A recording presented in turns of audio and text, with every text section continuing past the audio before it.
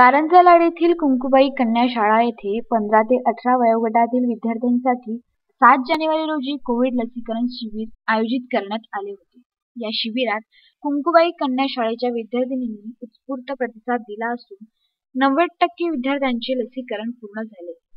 या शिबिराच्या वेळी संस्थेचे सचिव संजय रुईवाले तसेच कुंकुबाई कन्या शाळेच्या मुख्याध्यापिका शुभांगी भंडांगे, परिवीक्षिका मनीषा रायबागकर आणि कुंकुबाई कन्या शाळेच्या समस्त शिक्षिका उपस्थित होत्या। तसेच उपजिल्हा रुग्णालय कारंजा लाड येथील अधिपरिचारिका सपना राठोड, अधिपरिचारिका ममता टाकसांडे, अधिपरिचारिका गिरी रुपेश चव्हाण, सावंत, कोल्हे या सर्वांनी मिळून लसीकरण पार पाडले। कन्या शाळेमध्ये लसीकरण मोहीम कोविड-19 अंतर्गत सुरू आहे आणि त्यामध्ये सर्व विद्यार्थिनींचा उत्स्फूर्त प्रतिसाद दिसून येत आहे। जवळपास आतापर्यंत 90